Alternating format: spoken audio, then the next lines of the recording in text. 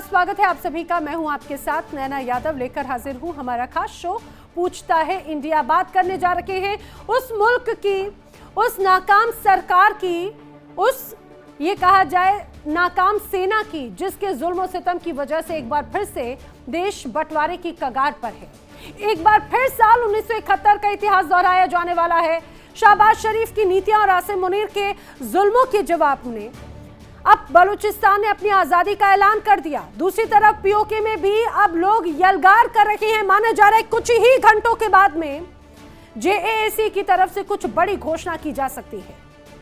Bloch नेता मीर यार Bloch ने अब सोशल मीडिया पर एक मैसेज शेयर किया और उस मैसेज ने पूरी दुनिया में हड़कंप मचा दिया है। शहबाज शरीफ, आसिम मुनीर की नींदें उड़ा दी है, भले ही बातें कुछ भी कही जाती रहे हो। अब दरअसल बलूचिस्तान की आजादी का ऐलान बलूचिस्तान की आवाम ने कर दिया। रिपब्लिक ऑफ बलूचिस्तान के नाम से जारी बयान में कहा गया कि बलूचिस्तान अब एक स्वतंत्र देश है। स्वतंत्र देश ही नहीं बल्कि उसके साथ ही उसका नया झंडा है, उसका नया राष्ट्रगान है, नई करेंसी, अलग प्रशासनिक व्यवस्था लागू करने की बात इस सर्कुलर में कही गई है। ये जो मैसेज पेश किया गया उसमें दावा किया गया कि बलूचिस्तान के सुरक्षा बलों ने प्रदेश के करीब 85% हिस्से पर नियंत्रण स्थापित कर लिया है। और इस मैसेज में कहा गया कि बलूचिस्तान की सोने और तांबे की जो खदानें हैं, 150 से ज्यादा सक्रिय गैस के क्षेत्र हैं, 1200 से ज्यादा कोयला खदानों पर भी अब उनका नियंत्रण है। बयान के अनुसार बलूचिस्तान की आर्मी, बलूचिस्तान की नेवी, एयरफोर्स और प्रशासन को मिलाकर करीब 5 लाख कर्मचारी भी हैं, जो 2026 के अंत तक पाकिस्तान की सेना को पूरी तरह से हटाने के लिए तैयार है। बयान में कहा गया कि पाकिस्तानी सेना, पुलिस, फ्रंटियर फोर्स, कॉप्स और सुरक्षा बलों से बड़ी संख्या में बलोच और पश्तून लोग इस्तीफा दे रखे हैं। ये जो पूरा मैसेज सर्कुलेट हो रहा है उसके जरिए दुनिया भर से रिपब्लिक ऑफ बलूचिस्तान को स्वतंत्र देश के रूप में मान्यता देने की अपील की गई। इससे पहले बलूचिस्तान लिबरेशन चार्टर भी घोषित किया जा चुका है, आपको याद होगा, जिसे मीर यार बलोच ने secular democratic Republic of Balochistan का रोड मैप एक तरह से तैयार किया था। अब बलोच नेता पहले ही बलूचिस्तान में मिलने वाले प्राकृतिक संसाधनों पर अपने हक का ऐलान भी कर चुके हैं। उधर पाकिस्तान के बेपरवाह प्रधानमंत्री शहबाज शरीफ की अगर बात करें तो उन्होंने तो आसिम मुनीर के आगे एक तरह से सरेंडर कर दिया। नतमस्तक तो पहले ही कर चुके थे, दुनिया को दिखाने के लिए जो भी बातें थी, लेकिन असल में क्या है ये तो हर कोई जानता है। मुनीर की सेना बलूचिस्तान में आम लोगों के खिलाफ ऑपरेशन चला रही है। साफ है 55 सालों के बाद एक बार फिर पाकिस्तान टूट की कगार पर पहुंचता हुआ नजर आ रहा है। वजह क्या है? एक तरफ बलूचिस्तान जहां पर सीधे सीधे रिपब्लिक ऑफ बलूचिस्तान का जिक्र किया गया, दूसरी तरफ पीओके में 35 दिनों से ज्यादा से लोग अगर प्रदर्शन कर रहे हैं।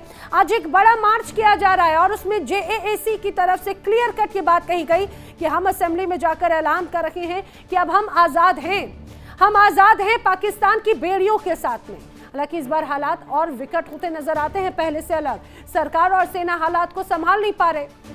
बड़े सवाल अब खड़े होते हैं, क्या पाक सुरक्षा बलों की कार्रवाई से बलूचिस्तान के लोगों का गुस्सा और भड़क चुका है? क्या बलोच लोगों का आजादी का ऐलान पाकिस्तान के टूटने की शुरुआत माना जा सकता है? क्या पाकिस्तान के हालात शहबाज शरीफ और आसिम मुनीर के अत्याचारी नीतियों का परिणाम नजर आ रहा है? क्या बहुत कुछ होने वाला है इस बड़े पटल पर?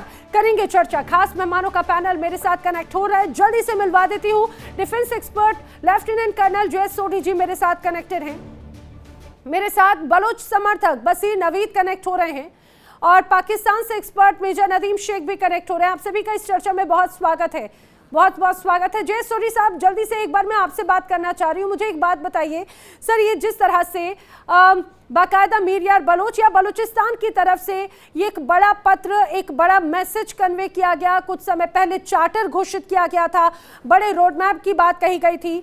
दूसरी तरफ पीओके को लेकर बड़ी तस्वीर हम देख रहे हैं, वहां पर भी जेएसी का जो एक बड़ा ऐलान की बात कही जा रही है। सर, अलग देश, अलग करेंसी, अलग संविधान, अलग सेना, हर चीज को लेकर अपने आप को अलग स्थापित कर रहे हैं। ये क्या बड़ा मैसेज है? जय हिंद नैना जी। जय हिंद सर। ये मेरा सौभाग्य कि मैं आपके न्यूज चैनल पर हूं, विख्यात को पैनलिस्ट के साथ हूं। नैना जी, मेरी दिल की एक ख्वाहिश है कि अगले साल 26 जनवरी को मैं आपके चैनल पे आऊं और उस दिन भारत मेरांग बलोच को आमंत्रित करे as the chief guest for Republic Day parade of India. क्या बात, क्योंकि वो दिन दूर नहीं जब बलूचिस्तान पाकिस्तान से अपनी आजादी डिक्लेयर करने वाला है, और फिजिकल तौर पे भी वो पाकिस्तान से अगले कुछ समय में अलग हो जाएगा। और जब बलूचिस्तान अलग होगा, उसका जो पहले राष्ट्रपति होंगी वो मेहरांग बलोच होंगी। और जैसे मैंने शुरू में कहा, मेरी ख्वाहिश है कि मैं आपके चैनल पे 26 जनवरी का अगले साल आऊं और मेहरांग बलोच चीफ गेस्ट और रिपब्लिक डे परेड की। नैना जी, हमें थोड़ा इतिहास में जाना होगा। देखिए, 7 अगस्त 1947 को दिल्ली में एक कॉन्फ्रेंस हुई जिसमें 4 लोग मौजूद थे, पंडित जवाहरलाल नेहरू, मोहम्मद अली जिन्ना, खान ऑफ कलत और लॉर्ड माउंटबैटन।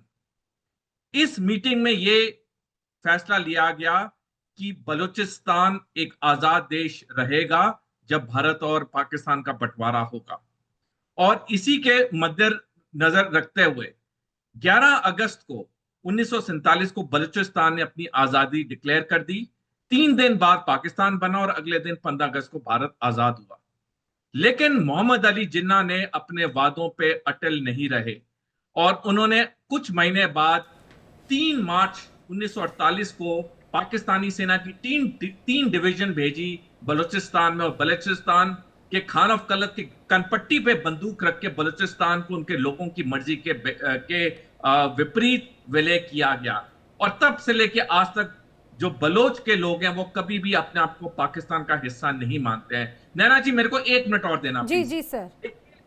जोर जबरदस्ती से विलय करना एक चीज होती है, लेकिन उसके बाद वहां के लोगों को सेकंड क्लास सिटीजन ठहराना वो ज्यादा अत्याचार होता है। 1948 से लेकर आज तक पाकिस्तानी हुकूमत और पाकिस्तानी सेना ने बलोचियों को सेकंड ग्रेड सिटीजन के तौर पर रखा। और उसका एक उदाहरण मैं दर्शकों को देना चाहूंगा। पाकिस्तानी सेना में सिर्फ 0.03% जो सैनिक भर्ती होते हैं वो बलूचिस्तान से होते हैं, जबकि बलूचिस्तान की आबादी बहुत ज्यादा है। बलूचिस्तान पाकिस्तान का सबसे बड़ा सूबा है जहां जो 40% पाकिस्तान का हिस्सा है। तो ये एक मैंने उदाहरण दिया कि पाकिस्तान ने पहली बात कैसे जोर जबरदस्ती से विलय किया बलूचिस्तान को, और दूसरा उसके बाद वहां के लोगों को सेकंड ग्रेड सिटीजन की तरह रखा। और यही कारण है कि आज बलूचिस्तान अपने आप को आजादी की कगार पे। सर, ये आपने सर बड़े इन डेप्थ और बड़े ब्रीफली इस चीज को बताया, इसलिए मैंने बगैर इंटरप्शन के इस चीज को आपसे जाना भी। अच्छा, मेजर नदीम शेख, मैं आपसे जानना चाह रही हूँ, मैं जानती हूँ आप इस बात को एक्सेप्ट तो नहीं करेंगे, लेकिन ये मुश्किल दौर है, ये बात मानते हैं। बलूचिस्तान में एक तरफ बड़े ऑपरेशंस को अंजाम दिया गया। देखिए, जब अगर इस तरह से वहां पर अत्याचार बढ़ेगा तो लोग अब अपनी आवाज बुलंद करेंगे। एक तरफ बलूचिस्तान, दूसरी तरफ पीओके खैबर पख्तूनख्वा। देखिए, चैलेंजेस तो हैं, उसमें कोई शक नहीं है, और हमें चैलेंजेस को फेस करने में मजा आता है। अब वो नेशन है जो चैलेंजेस को फेस करते हैं। आप देखिए कि इंडिया जैसा बड़ा चैलेंज हमारे सामने सर सीखना होता है, मुझे लगता है उसको सीखकर सुधारना होता है। हाँ, तो वही बता रहा हूँ। आदत नहीं डालनी होती ना सर। सबसे बड़ा चैलेंज उन्होंने न्यूक्लियर का धमाका कर दिया जी।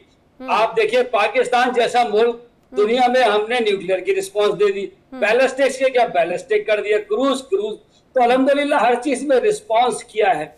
जहां तक बात की मेरे भाई ने, तो मैं इनसे एक सवाल करूंगा कि बलूचिस्तान की आबादी का पता करके आए। अब इनको पढ़ने और लिखने की जरूरत नहीं है, तो ये अगर गूगल पर डालेंगे तो उनको पता चल जाएगा कि बलूचिस्तान की पॉपुलेशन कितनी है, उसमें कितने पख्तून हैं, यानी जो पश्तो बोलते हैं, और कितने बलोच स्पीकिंग है। फिर बलोच स्पीकिंग में कितने अलग अलग जो मुख्तलिफ जो है वो अलग अलग जो है वो है उसमें हिस्से। फिर आपने बात की कि जी आप बोला आपकी ख्वाहिश है, तो ऐसी तो पता नहीं कितनी ख्वाहिश रही है, ऐसी कितनी ख्वाहिश। जुबान कोई भी हो, लेकिन सबकी पीड़ा तो एक ही है ना, पाकिस्तान की सेना से प्रताड़ित तो है ना। जुबान कोई भी हो, बलूचिस्तान में हो सकता है 80% पश्तून बोलते हो, कोई भाषा बोलता हो। जी, आपकी बात हो रही है जबान जो दी हुई, असल में जो बीएलए की बात कर रहा हूँ मैं, बीएलए में पंजाबी नहीं है, बीएलए में केपी के पश्तून नहीं है, मैं उसकी बात कर रहा हूँ। तो मैं डिफरेंशिएट कर रहा हूँ, सर को लॉजिक से बात कर। दूसरी बात यह है कि सर ने बात की कि जनाब इन्हें ख्वाब देखा इन्होंने कि जी अगले उस पे जो है वो 15 अगस्त को जो है वो ऐसे हो जाएगा और वैसे बुलाएंगे, 12 को बुलाएंगे। ओ भाई, उससे पहले तो 14 अगस्त आती है।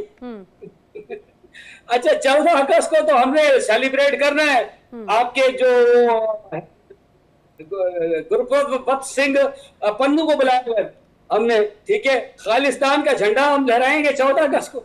आपकी तो अरे बिल्कुल। अच्छा, अब मैं समझ गई मेजर नदीम शेख साहब, मैं समझ गई। यहाँ पे जो पन्नू है वो चाहता है दूसरा पाकिस्तान, दूसरा पंजाब का प्रांत जिसे वो खालिस्तान बनाना चाहता है। मैं समझ गई, बड़ा हिस्सा पाकिस्तान के पास है। मतलब आप पन्नू को अपना पंजाब प्रांत देने जा रहे हैं ना, आप ये बात मान रहे हैं?